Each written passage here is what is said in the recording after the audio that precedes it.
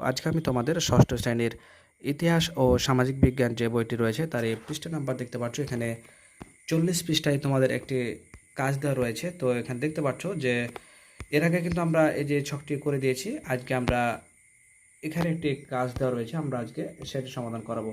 তো এখানে আমরা যদি তাকাই তাহলে দেখতে পাবো যে চূড়ান্ত প্রশ্নের তালিকা তৈরি। তো এই চূড়ান্ত প্রশ্নের তালিকা তৈরি করতে গিয়ে আমরা আমাদের কাছে যেগুলো জানতে চাচ্ছি যে চলো এবারে সবাই দলে বসি এবং প্রশ্নগুলো দলের বন্ধুদের একবার পড়ে শোনাই। এবারে প্রশ্নের চূড়ান্ত তালিকা একটি পোস্টার পেপারে লিখে শ্রেণীকক্ষের দেয়ালে টাঙিয়ে দিই। এখন বাছাইকৃত প্রশ্নের তালিকা থেকে প্রত্যেক দলে আগ্রহ অনুযায়ী একটি করে প্রশ্ন বেছে নেব।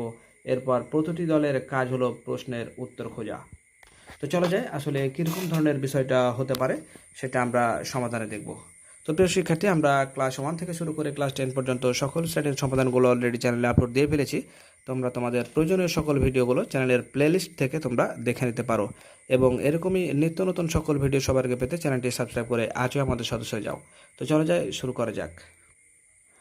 তো প্রিয় শিক্ষার্থী, তোমরা দেখতে পাচ্ছ যে অতি যত্ন সহকারে তোমাদের সমাধানটি করে দেওয়া হয়েছে। যে চূড়ান্ত প্রশ্নের তালিকাটি নিচে দেওয়া হলো।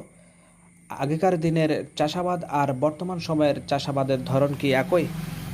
2 নম্বর আমরা দিতে পারি আগের দিনের খেলাধুলা ও বর্তমান খেলাধুলার মধ্যে কি কোনো পার্থক্য রয়েছে?